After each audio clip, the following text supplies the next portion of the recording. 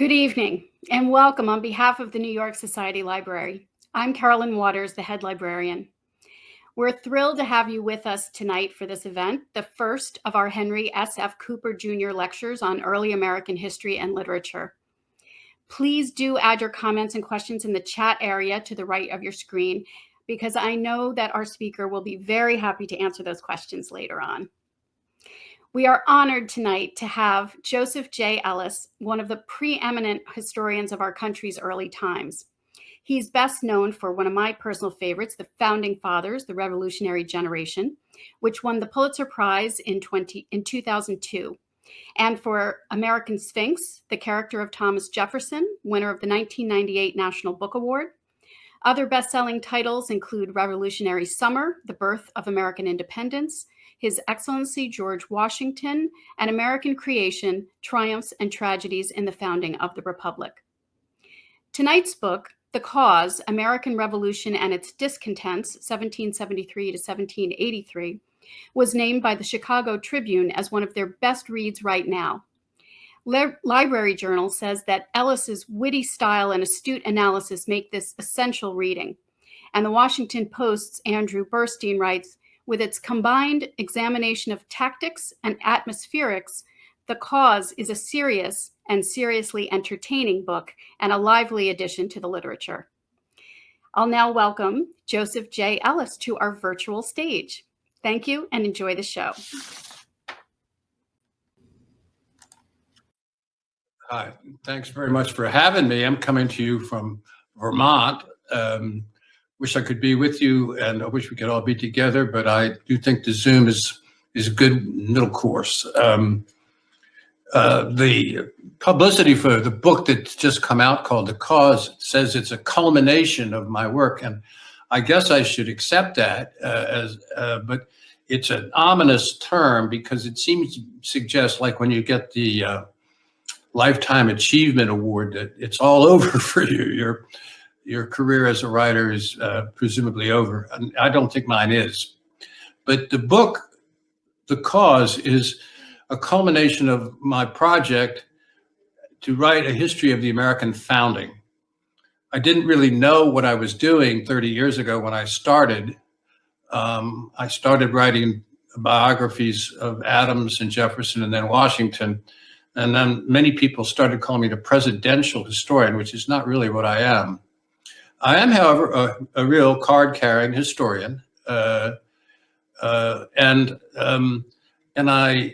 I bring to the founding a perception that let me explain it a little bit later. But this is, in my judgment, the most creative political generation in American history. Alfred Lord North Whitehead was probably right when he said that there were only two occasions in Western history that the political elite of an emerging nation behaved about as well as one could ever expect. One was Rome under Caesar Augustus, and the other was the United States under this collection called the Founding Fathers. I guess I have two distinctive perceptions of them that are present in almost everything I write. One is that they are all real live human beings. They're not mythical heroes. Most new nations need mythical heroes. Rome needs Romulus and Remus. England needs King Arthur. The difference, of course, is that George Washington, Thomas Jefferson, John Adams, Benjamin Franklin, and Alexander Hamilton actually walked the earth. And so they don't really fit into a mythical stereotype. Emerson came close to the same mythological explanation in the next generation. Ralph Waldo Emerson said, they saw God face to face. We can only see him secondhand. I think that we need to recognize now that the mythological explanation is long since dead, and we need to recover them as incomplete or imperfect human beings. In fact, if they were perfect, what would we have to learn from them? And you can go in the other direction, and there's a certain portion of the professoriate of the American historical profession that moved in that direction over in the last 20 or 30 years and sees them as the deadest, whitest males in American history. If you're a parent or if you were ever a child, and you've got to be one or both of those, you know the syndrome. When the child is very young, he thinks of his parents as perfect, as godlike, as the answer to all questions and the source of all wisdom. And at some point in their lives, they cross a line, probably in their early adolescence. And when they cross that line, all of a sudden, they cannot stand you. In fact, in Freudian terms, they want to kill you. And that syndrome accurately describes the historiography of the founding over the last 200 years. On the one hand, these demigods, wrong, cartoon.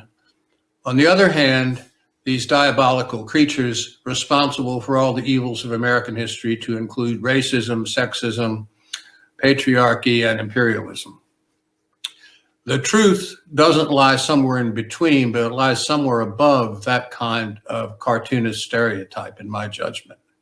Let me read to you from the preface here for just about a minute. I'm not going to read much this evening, but I want to get you a sense of the language of the book and also a perspective that I'm bringing to the 18th century that you need to be apprised about.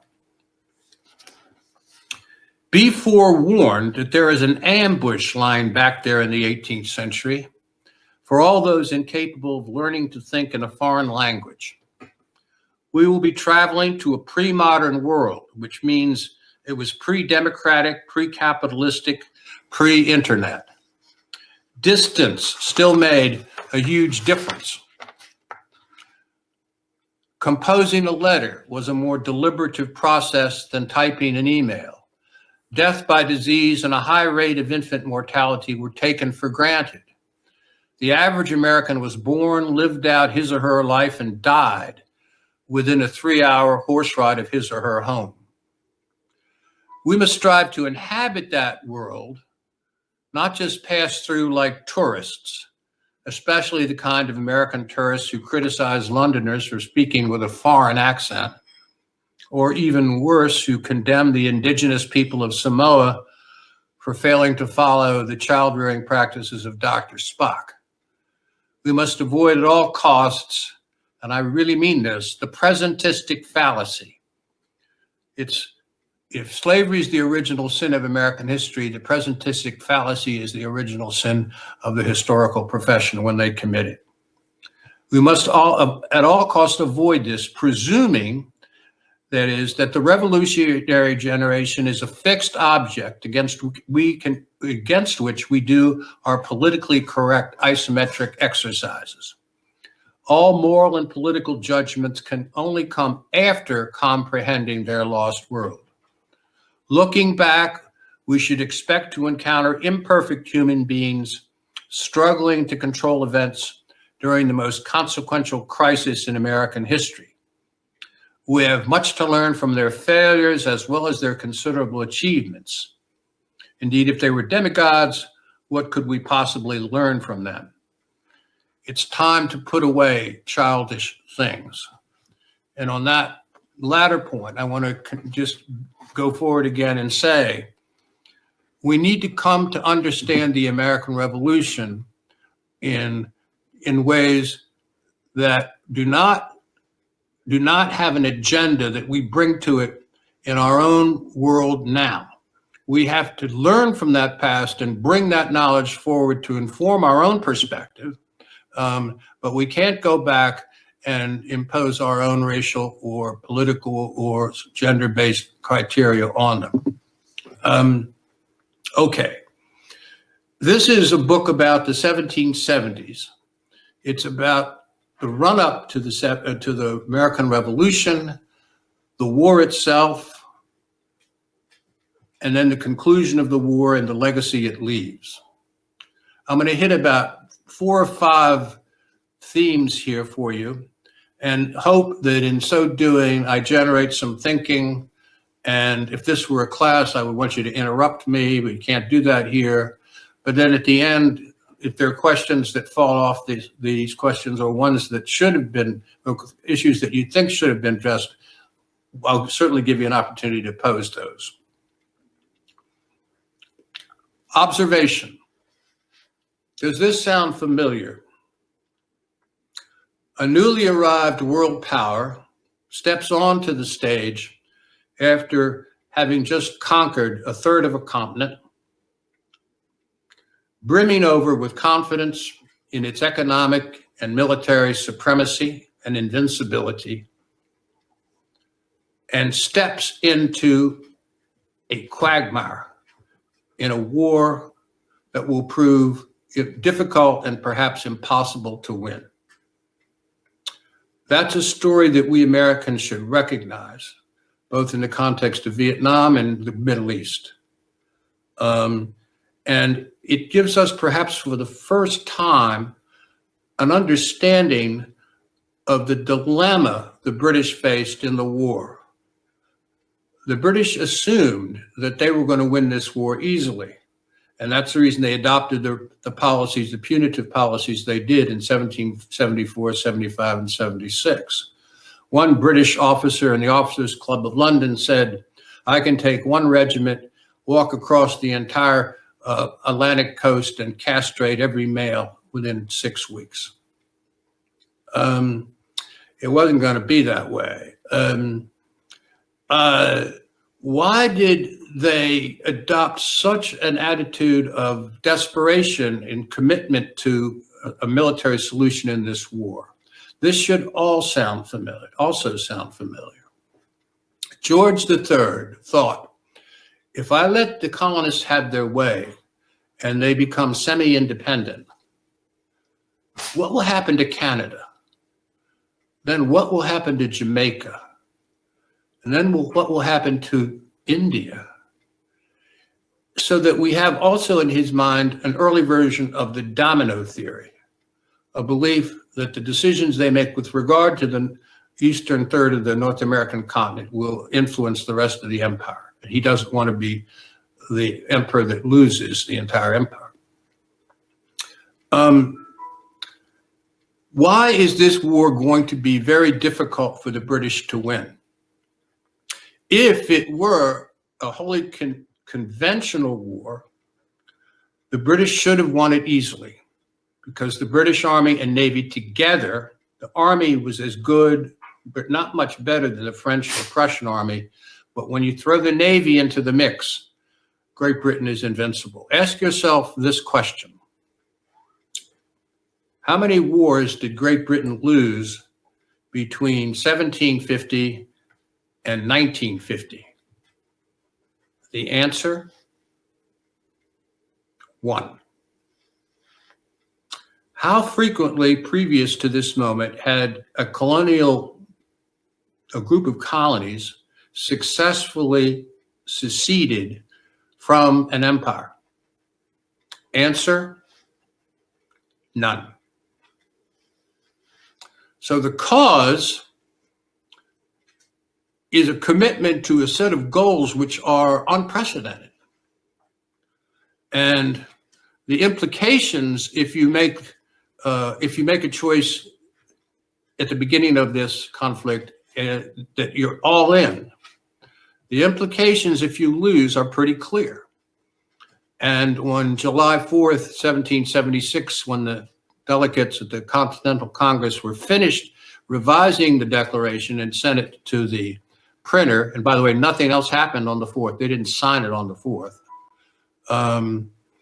One representative from Virginia, Benjamin Harrison, a heavy-set man, said to the representative from Massachusetts, Elbridge Gerry, after whom gerrymandering is unfortunately named, who was a very thin and spindly guy.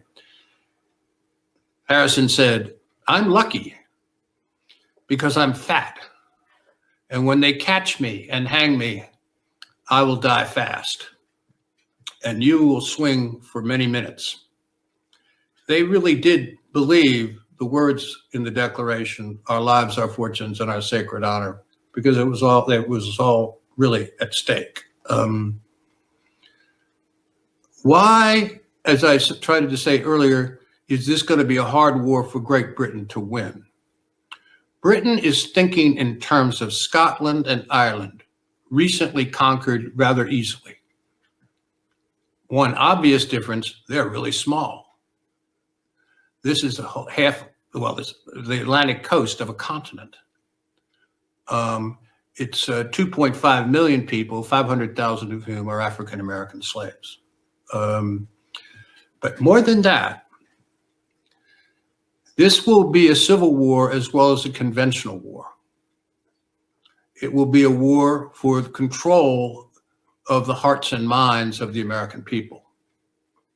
The British believed that a majority of citizens did not support independence and that this was an egg that could be easily cracked. It turned out it was a nut that was not going to be easily cracked at all. Why and how? Something that many have not ever heard of before is really important here. Something called the Continental Association. It's established in 1775 by the First Continental Congress.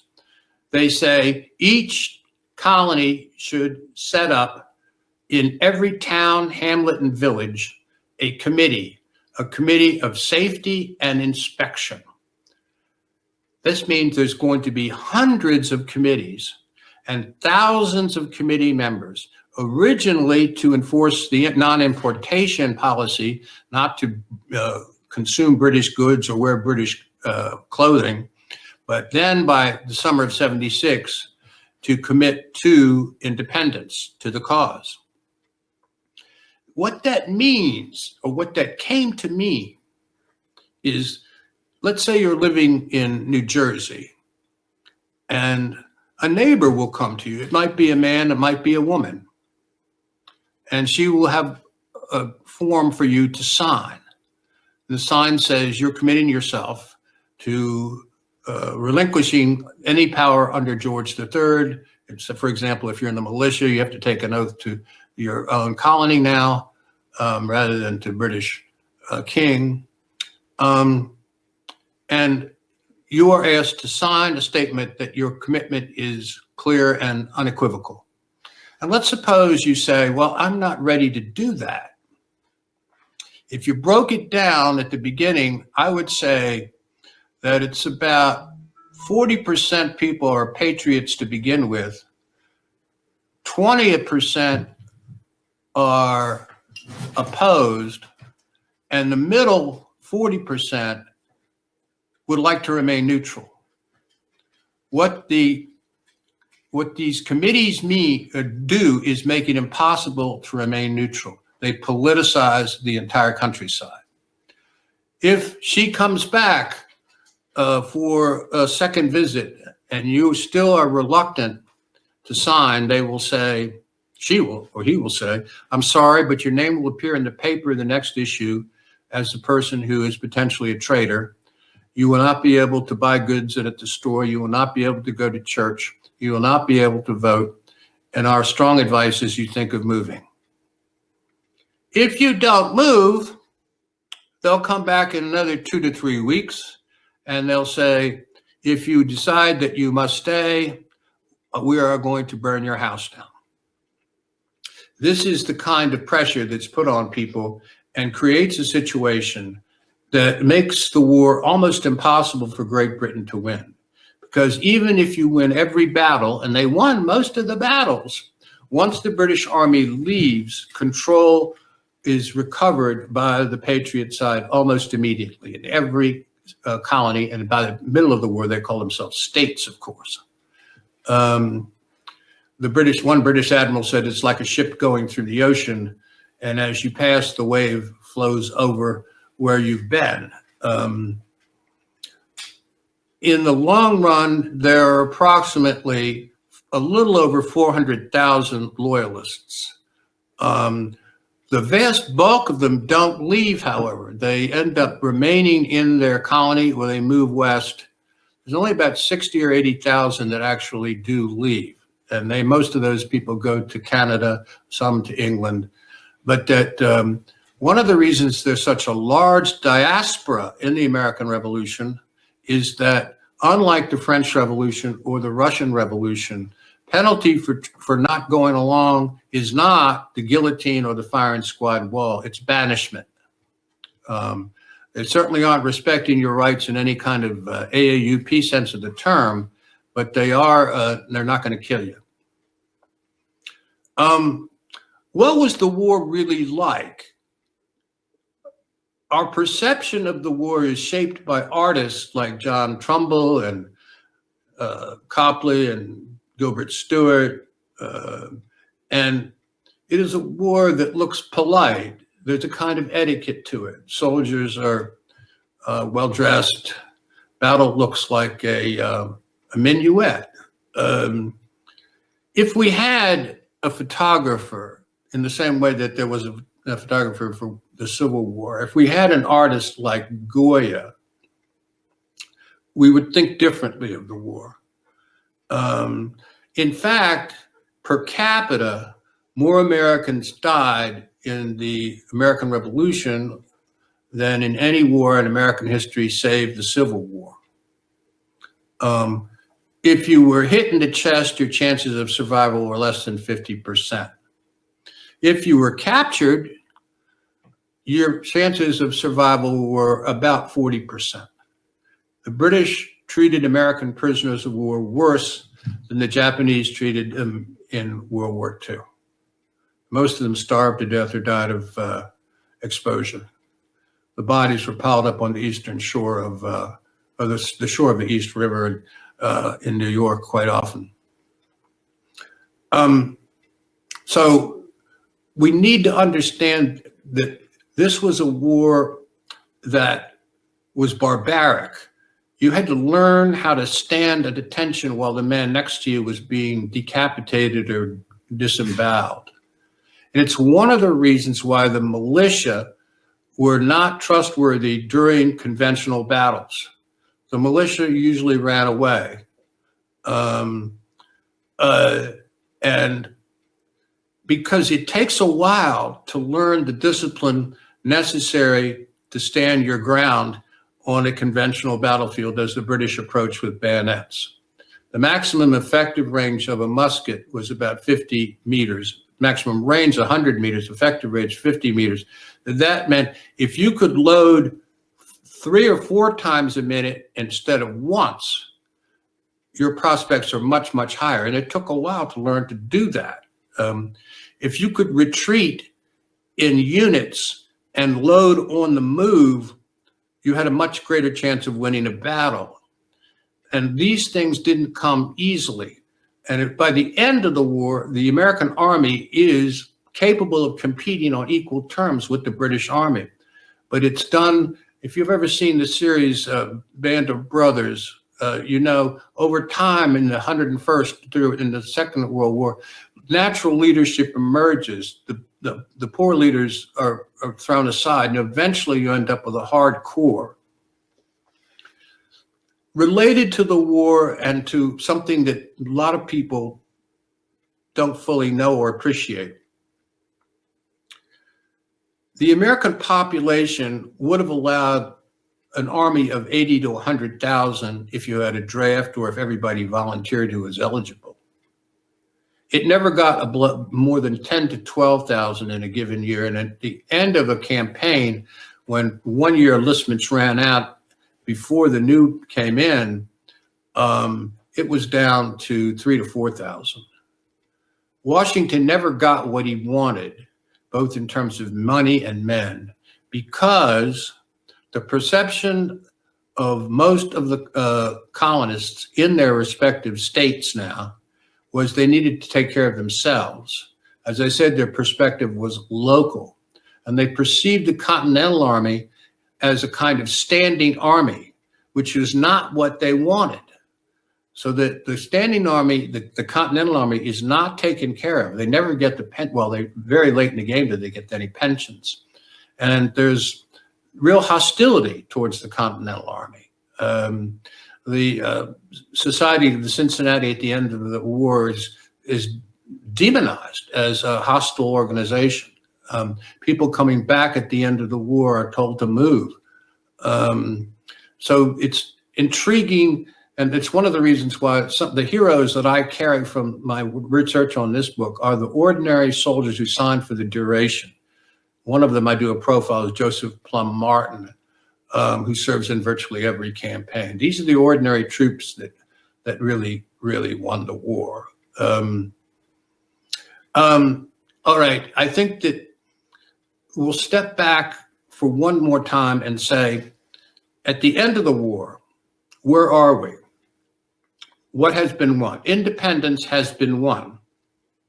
But the first sentence of the most famous speech in American history, Lincoln's Gettysburg Address, is historically inaccurate. 77 years ago, that is in 1776, our fathers brought forth on this continent a new nation, conceived in liberty and dedicated to the proposition that all men are created equal.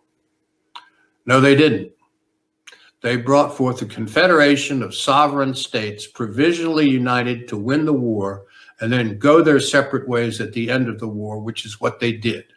And the form of government that they adopted, the Articles of Confederation, was at best a league of nations. Sovereignty resided in the states, not in the federal government. It was a model for the Confederacy, which is one reason that Lincoln's not going to want to acknowledge that he was wrong. At the end of the war, there are many people in the Continental Army, and Washington among them, who have argued that the lesson they learned is that the war has become a war for American nationhood. We must shortly after the war become a sovereign nation with a federal government empowered to make domestic and foreign policy. But Washington, Benjamin Franklin, Alexander Hamilton, John Jay, they are all a very small minority. The majority of Americans see the world locally again and are perfectly happy to recover their local existence and their state-based system. That means there's going to be a problem. There are two tragedies in the founding. One, the failure to end slavery or to put it on the road to extinction. The other, the failure to reach a just settlement with the Native American population. Without a fully empowered federal or national government, it will be impossible to do either of those things, because the states of the Deep South will resist anything on slavery, and virtually all the colonies, especially in New England, who are the ones that are moving, the colonists leaving New England to head west across the Ohio. They don't want to, their pursuit of happiness is the pursuit of land currently occupied by Native Americans. So the title or the subtitle of the book, The American Revolution and Its Discontents, at the end of the war, it is not ready to address the serious challenges that it faces. And I leave you there, because that's where the story ends, as Washington eventually surrenders his commission in Annapolis. And I'll comment on that, and then, if possible, turn it over to you. Washington is the singular figure in this story. He's the closest thing to an indispensable man that has ever existed in American history. It is possible to imagine much of American history without presidents at the time, but he is the indispensable man. And at the end of the war, he surrenders his commission and his sword and rides back to Mount Vernon with his long-serving manservant, Billy Lee, at his side. And one of the observers at that ceremony was none less than Thomas Jefferson. And Jefferson immediately wrote a letter to a friend, and he said, we have just seen ourselves saved from the traditional fate of infant republics by a man who surrenders power. What is he saying? What are the precedents that existed? Caesar, Cromwell, then afterwards Napoleon, Lenin, Mao, Castro, scores of African tribal presidents or chiefs who refused to surrender power after, in this case, after a long war, but also a revolutionary movement. And he is the foundingest father of them all. And when George III was surprised that Washington had rejected the crown, is the way it was put, George III said, if it's true, he will be the greatest man in the world. It was true. And at that moment, he really was. I've not addressed a whole bunch of things, the Tories or the Loyalists, how you want to characterize them, or I have profiles in the book of distinctive players like Harry Washington, an escaped slave who flees to the British Army, or Catherine Greene, who is Nathaniel Greene's wife, who is the angel of Valley Forge. A lot of specific people. I think of these as raisins in the dough, if you will, of the book. But I'll close there and throw it back to you in the fond hope that you have some questions that you can share with us, and I can try to give you some answers. Thank you so much. It's a wonderful and thought-provoking presentation. We really appreciate it. I'm Sarah Holliday from the library's event staff, and I'm just here to voice some questions. So audience members, please do put your questions and comments in the chat. Couple of things to toss in to start us off. I noticed that one of our attendees mentioned they're watching this from Bergen County, New Jersey, and had some ancestors who were Bergen County flip-floppers. And maybe I'm mistaken, but it sounds like that's sort of a thing, as they say. Yeah, there's a lot of people in New Jersey that did that. Yeah, it depended on which army was around. And there were people, there's a signer of the Declaration of Independence from New Jersey who, when the British Army moves through in its powerful way, and it looks like we're losing the war, this is early on in the fall of '76, he rejects his earlier statement, but I'm not sure if these are the relatives. That's probably not his relatives, but it's a fluid zone, and it changes hands, and it is also a good measure of the way in which loyalty in the war is very much a matter of who controls the ground at that particular moment. One of the phrases you used that I'm familiar with, but I think maybe we could use more elaboration on, is the presentistic fallacy. Can you talk a little more about how that affects us today? Oh boy. The presentistic fallacy is the belief that the past is there for us to judge according to our own moral and political values, and that we have no obligation to understand, let's say, why St. Thomas Aquinas believed what he believed, or why George Washington didn't free all his slaves earlier, and that what you bring is a set of assumptions rooted in your own time. Now, historians cannot claim to be objective. I don't think economists should claim to be objective. I think mathematicians can claim that, maybe physicists. What historians can claim to try for as a goal is detachment. Now, it's a goal that's never going to be completely met because all of us are writing from now. There's no way to escape that. We're writing from a time in the present, and we're affected either consciously or unconsciously by the values of our particular moment. But we must do our best to recover the past on its own terms. But lot of really wonderful books have been written and now look almost silly. Here's this. Arthur Schlesinger won the Pulitzer in 1937 for a biography of Andrew Jackson called The Age of Jackson. It's a good read. Guess what? Andrew Jackson happens to be Franklin Delano Roosevelt. That is to say, the Jacksonian democracy is the early coming of the New Deal. He's reading the 30s back, the 1930s back into the 1830s. Or Charles Beard's classic on the economic interpretation of the founders, written at the height of the progressive movement in 1909. Guess what happens? The framers of the Constitution ended up being robber barons.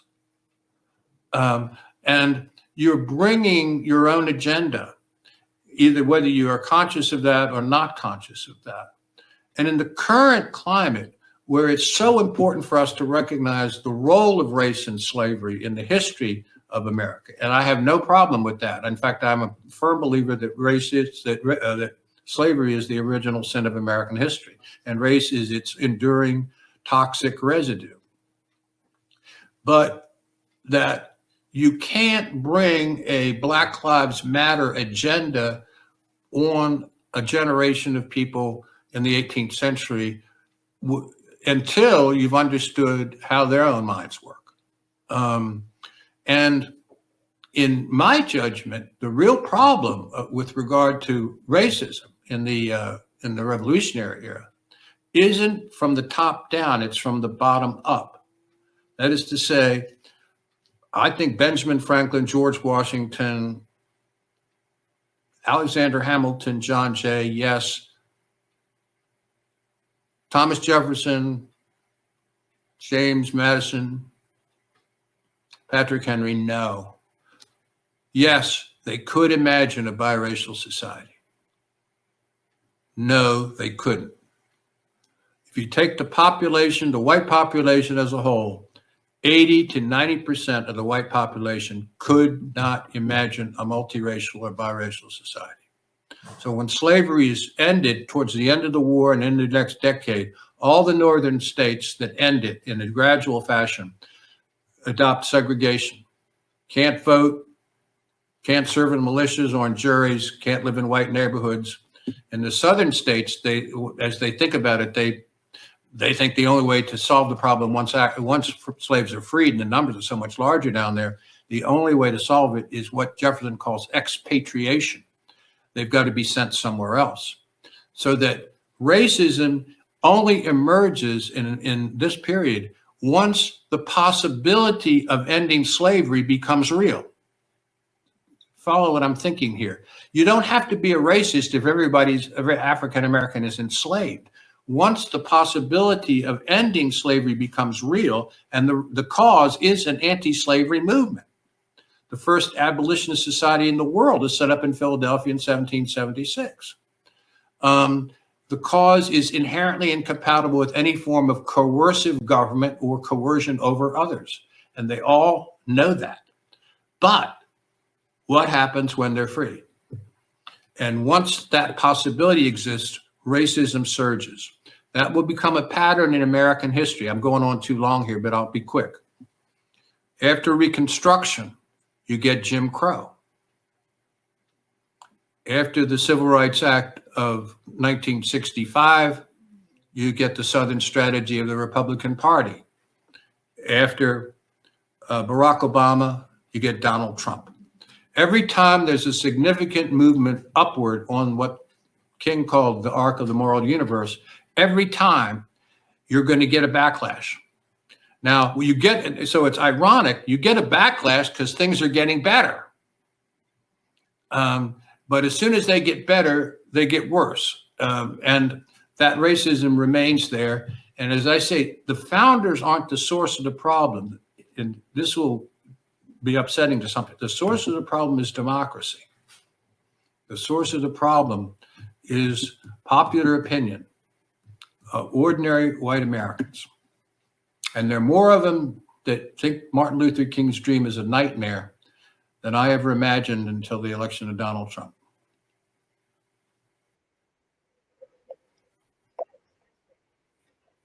comment about democracy, to pick one question out of the chat asked by Barbara Asher, who I'd like to thank for making an initial contact that led to this event. Barbara asks, given your knowledge of a large sweep of our history, have you witnessed a time in which democracy was so fragile, not including the Civil War? I think you mean a time in which democracy was so fragile as at the present time. Barbara, if I'm misinterpreting that, please let me know.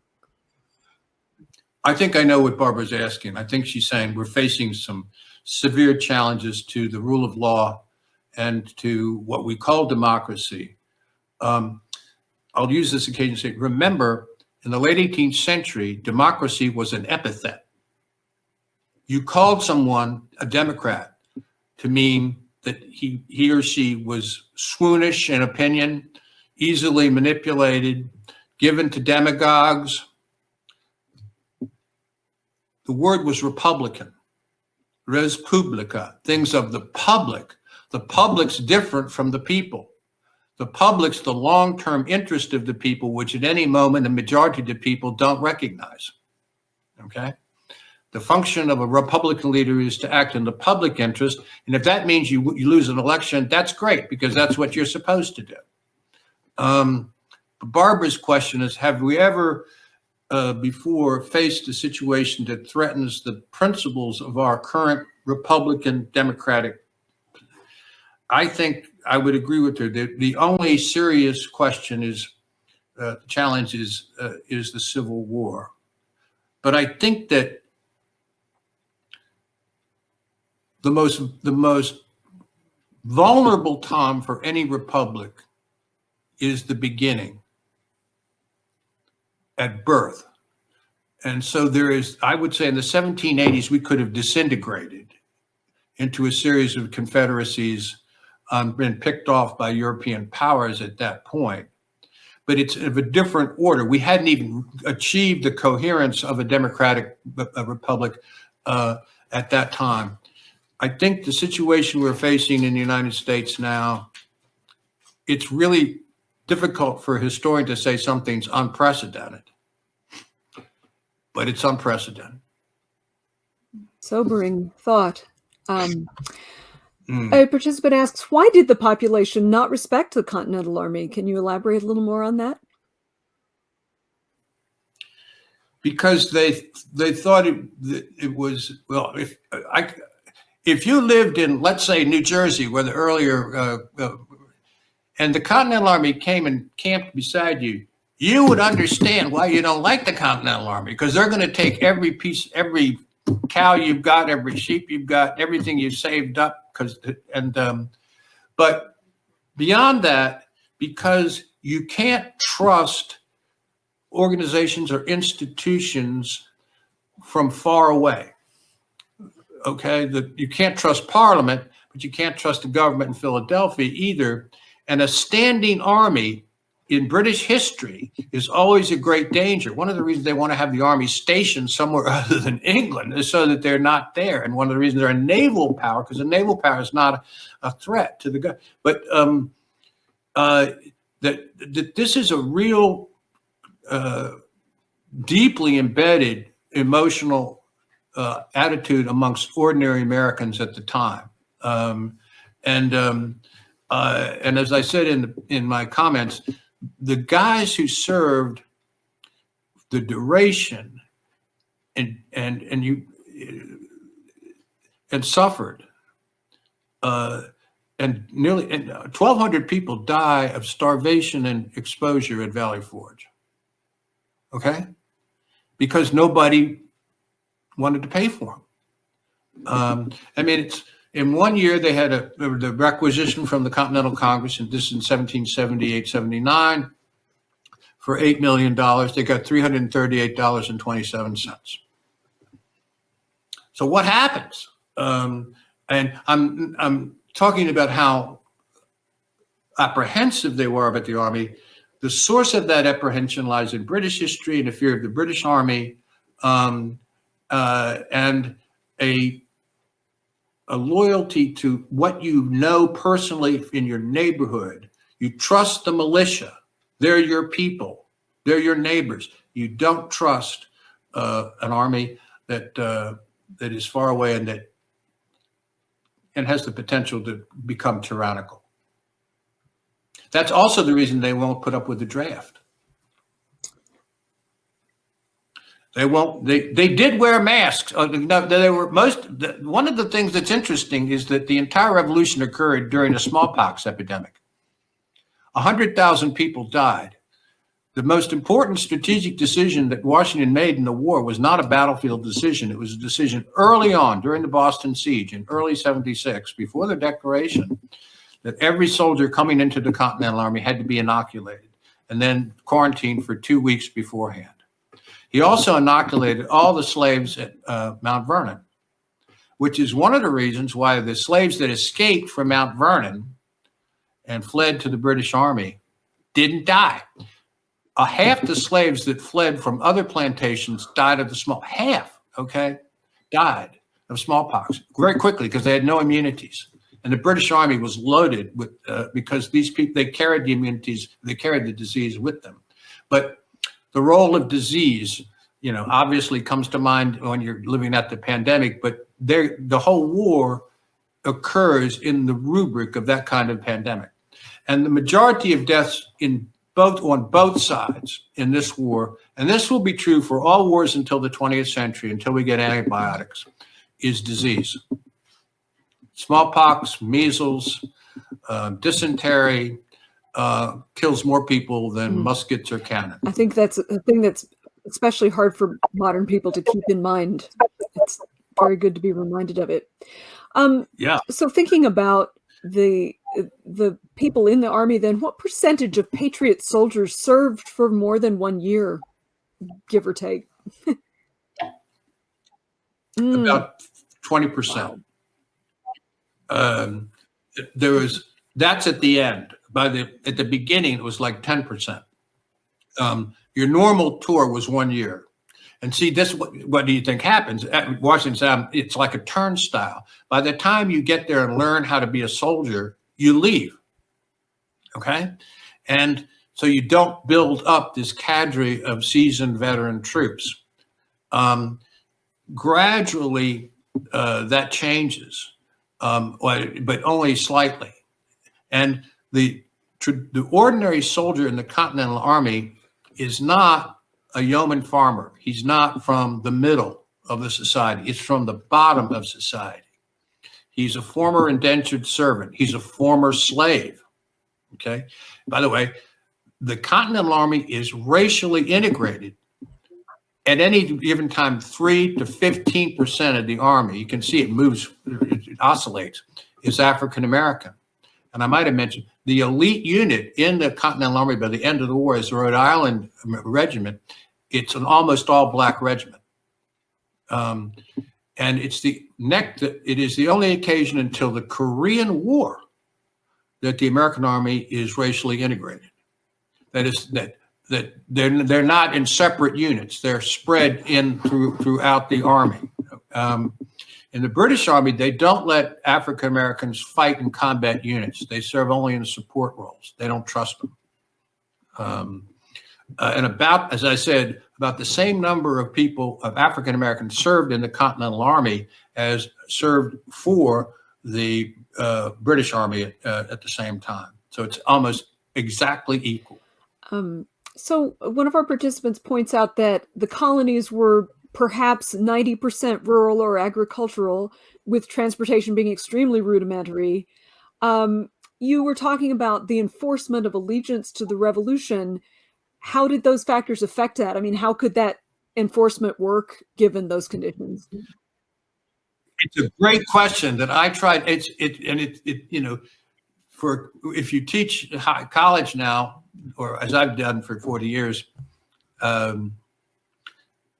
sometimes they think they had cell phones back then, and they're like, oh, they didn't have cell phones, or they didn't have radios, but she is asking a really interesting question. How did information move from New England down to Georgia in electronic speed? Because they've got bad roads. There's virtually no, once you get in the middle of Virginia and you start heading south, it's like there's no real road system.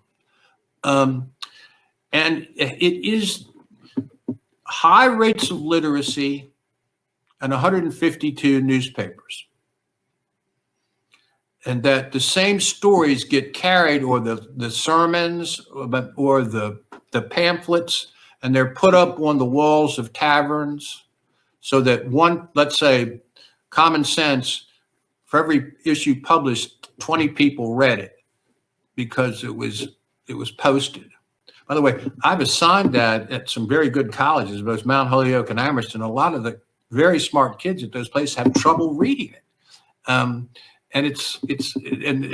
in some sense, the political literacy of the revolutionary generation seems almost higher than the generation now. And I would venture to guess that less than 40% of high school graduates in the United States could pass the civics test that are required of all incoming immigrants. So that I'm not saying they were smarter than us then, but the moment the crisis created an interest in politics, because your own fate and your family's fate was going to be in the same way that the protest against Vietnam was much more zealous because there was a draft, whereas Iraq and Afghanistan had virtually no protests because nobody had to go. 54, so we existed prior to the Revolutionary War. Oh my goodness.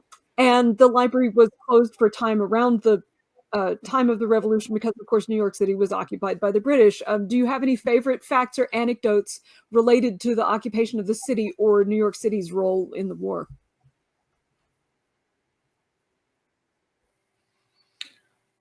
New York City was, as you say, occupied by the British from the summer of 1776 until their evacuation in December of 1783. And when the American army came in to take over, there wasn't a tree standing in Manhattan.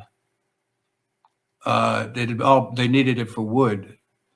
The real city was just the southern tip of Manhattan.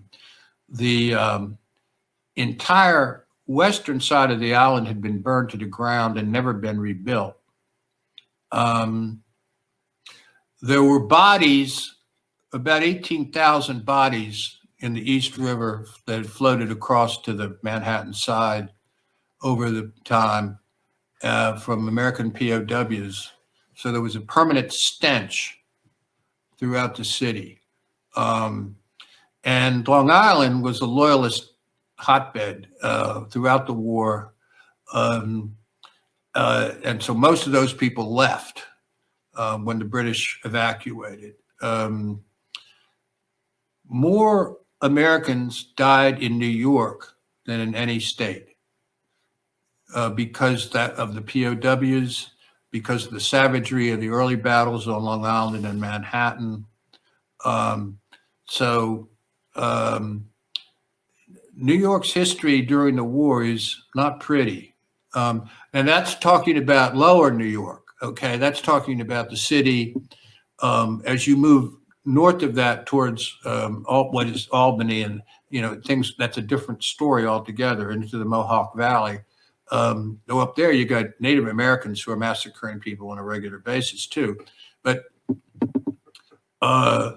your library lived through a hell of a time. Yes, we did. We were very fortunate, although we did close down for a few years and then sort of got refounded later in the 1780s. But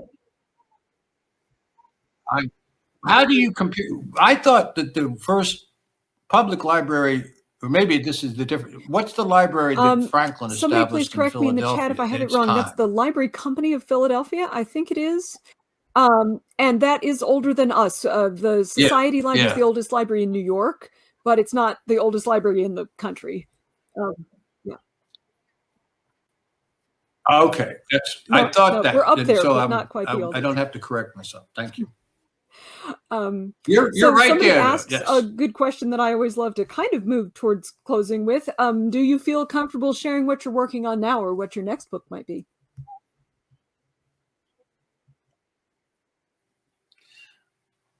I know, when you're at work on a book, it's always good if you know where you're going to land next. And sometimes I do, and sometimes I don't. And when I don't, it's a frustrating thing because then it takes literally years to figure it out. But I know where I'm going in this particular case. And it emerges out of the legacy section of the current book, The Cause, and some of the issues that I raised in my remarks about slavery and racism. I want to write a book called American Tragedy: Why the Founders Failed to End Slavery. And because this is a moment, the great now gone historian of slavery at Yale, David Bryan Davis, coined a phrase. It's an awkward phrase, but it's revelatory. The phrase is the perishability of revolutionary time.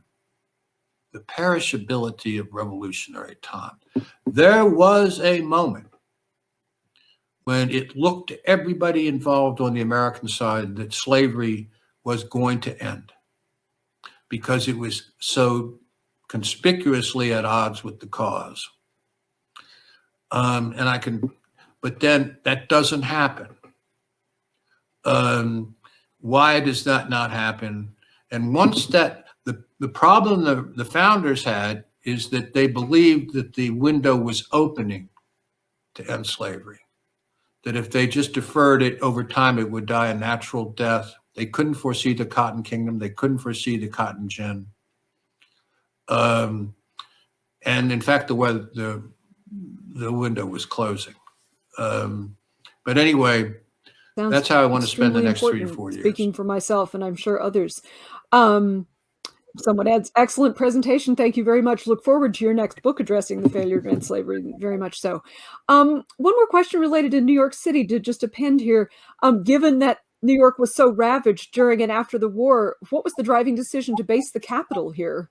Was it neutral ground at the time?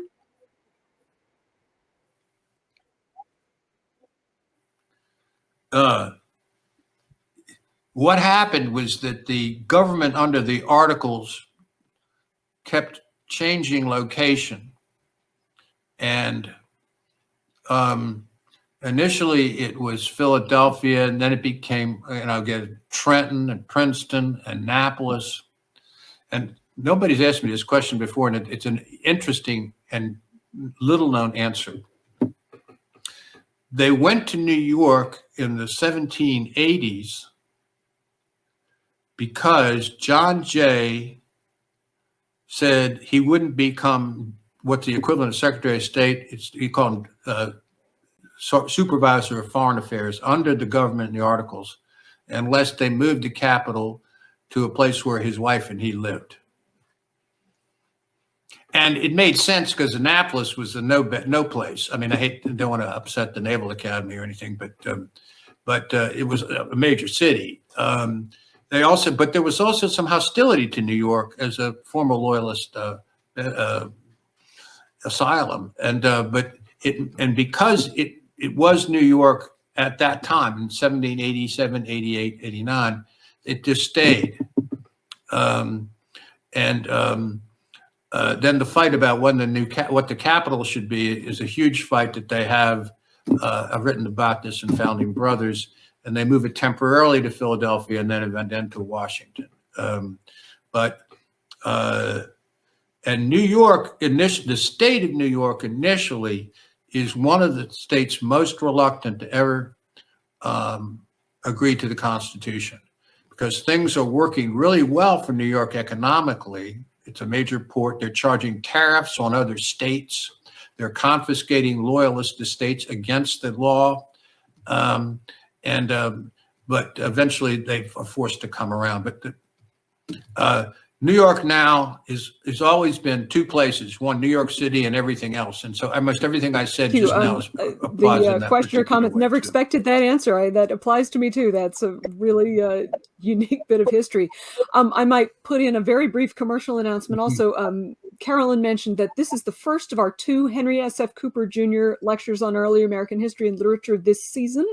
The second one do come back and join us November 18th. That's going to be Susan Nagel talking about how the government then ended up in Washington, D.C. and the founding of that city as the capital. So that will be a little bit of a complement to this question in particular. But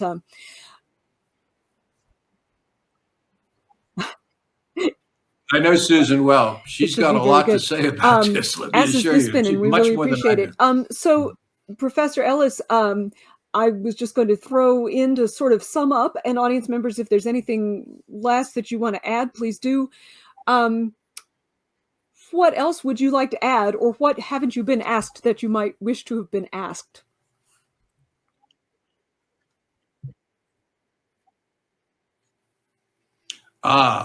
Good question. I would have liked to have been asked about the the specific. I don't know. Because I taught at a women's college for 40 years, Mount Holyoke. I expect to get questions about Abigail Adams, or about Mercy Otis Warren, or about Phyllis what's the black woman, and Wheatley, excuse me. And my age is I can't even remember the starting shortstop for the Red Sox anymore. And so the role of women in the American Revolution didn't come up in a direct way, except, as you know, I said, women were also part of the group that would go door to door. In the profiles, one of the women I really want people to remember, there is a biography of her, is Catherine Green, Catherine Littlefield Green, from Rhode Island, and the role that women played there is just something I so take for granted. I expect people to ask questions about it. Yes, thank you. That is a really important thing to recall, especially because I think those artworks about the period seem so much to, excellent. Yeah. Well, I think unless there's anything else you'd like to throw in, that we'll move toward a close there. Thank you so much for your time, Professor Ellis. Thank you, audience members, for joining us. Thanks for having me. Stay safe.